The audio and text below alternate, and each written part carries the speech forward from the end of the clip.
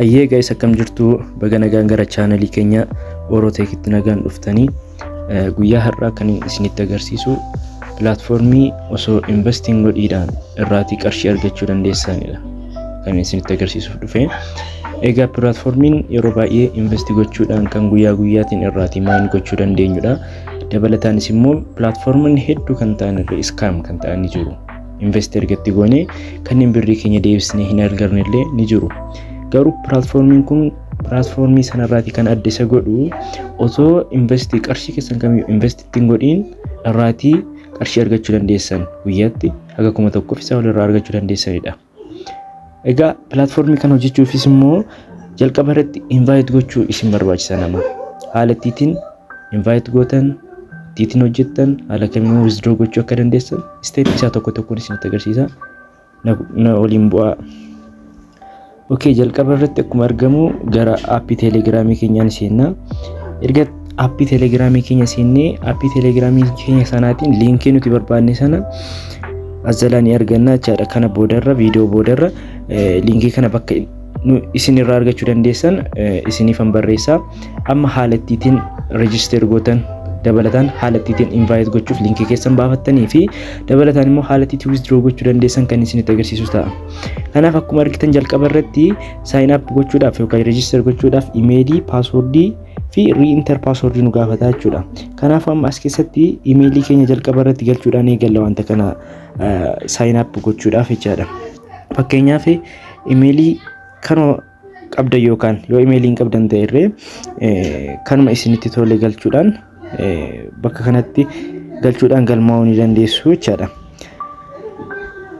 @gmail.com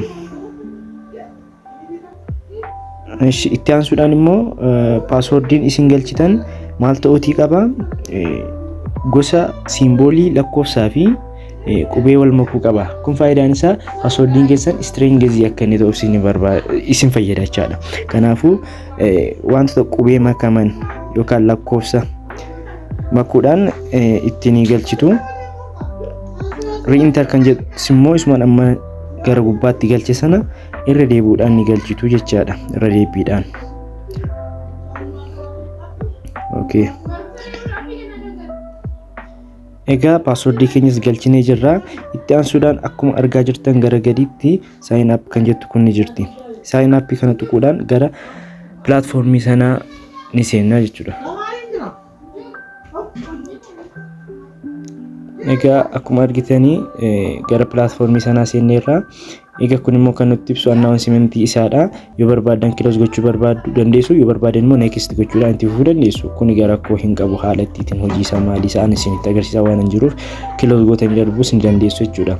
Itti aansuudhaan jalqaba irratti kan isinii dhufu boonasatu jira. Carraa kan isiniif kennudha. Carraa sana irratti itti lamaan isaa tuquudhaan carraa keessan ni yaaltu jechaadha. Amma inni isin baasu doolaara tokko baasuu danda'a, isaa ol isin baasuu danda'a. Amma akkuma argitan doolaara tokko naatiin carraa na baasee jira jechaadha. Kun gara waaliitii platformii koo kanarra ni seenaa jechuudha. Egaa hojiin keenya inni itti aanu haala kamiin hojii kana jalqaba irratti wanti nuti nu barbaachisu maalidha kan jedhudha.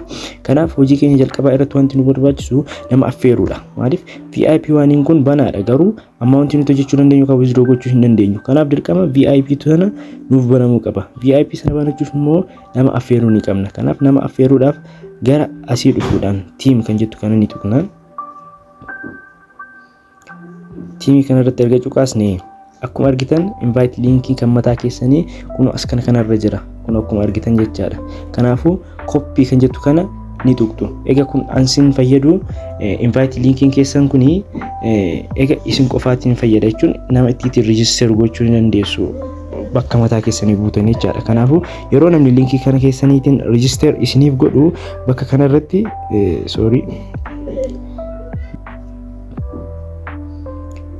team kanarratti erga cuqaasne akkuma argitan invite linkii kan mataa keessanii kun as kanarra jira. Kun akkuma argitan jechaadha. Kanaafuu copy kan jettu kana ni tuqtu. Egaa kun ansin fayyadu invite linkiin keessan kuni egaa isin qofaatiin fayyada jechuun nama ittiin register gochuu ni dandeessu. Bakka mataa keessanii buutanii jechaadha. Kanaafuu yeroo namni linkii kana keessaniitiin register isiniif godhu bakka register valid jedhu kanatti nama isin amma invite gootan isiniif ni dabalaa deemaa jechuudha. Kun hojii keessan isa tokkoffaadha. Erga nama register gootan yookaan nama invite gootanii booda immoo kallattumaan gara kamii deemtu? Gara garii dhufuudhaan mii kan jedhu kana ni tuttu. Egaa asirra dhagaa. Bakka kanatti amma boonasiin argadhe $1 jedhee naaf kaa'eera. Egaa yeroo isin hojjettanii guyyaa guyyaadhaan taaskii isin fudhachaa deemtanii asirratti isiniif dabaluu ni danda'a. Kanaafuu amma mee withdraw optionii keessa gallee haa ilaallu. Egaa withdraw optionii keessatti akkuma argitan kanatu jira. Egaa baalaansiin keessan asirra isiniif ta'a. Minimum withdraw isin gochuu dandeessan $8 dha. Gadaanansa kan amma 8 irra ga'uun dirqamachaadha. Withdraw addressii fi passwordii keessan immoo haalli withdraw addressii keessan Binance, Bitget, OKX no problem rakkoon qabu kan barbaadan irraati fiduu ni dandeessu garuu TRC20 USDT ta'uu qaba addressiin keessan. Kana irratti yoo viidiyoo barbaadan isiniif hojjechuu nan danda'a. Egaa passwordii immoo isa sila galchine passwordii keessan asirratti dabaluudhaan ni galchitu.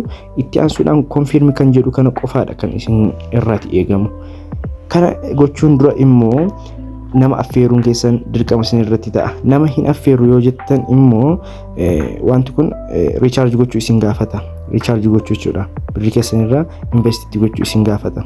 Kanaafuu invest gochuu keessan immoo riskii qabaachuu waan danda'uudhaa fi nama affeeruudhaan fi dabalataan taaskii as keessa jiru kana hojjechuudhaan otoo hojjettan baay'ee bareedaadhaan jedha.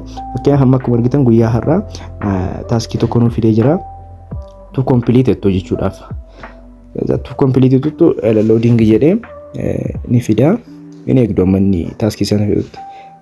Completed task jedheera. Kanaafuu warreen completed ta'an azala isinii naqaa deema. Egaa kanarraati $1.0 ni arganna jechaadha. Mee akka inni nuuf dabaleef hin daballe as keessa seenuudhaan cheekaa goonu. Mii kan jedhu keessa seenaa akkuma gartan kun $2.0 ta'ee jira jechaadha. Kanaafuu haala itti withdraw gootan dabalataan immoo addressii keessan eessa akka fidanii irratti koppii gootanii paste gochuudhaan qarshiin kun gara waalitii keessan irratti galuu akka kan barbaaddan yoo ta'e komentii irratti naaf barreessaa. Viidiyoo dabalataa isiniifan hojjedha. Egaa pilaatfoormii kanarraati akka isin fayyadamtan abdii guddaa qaba. Nagaan tura.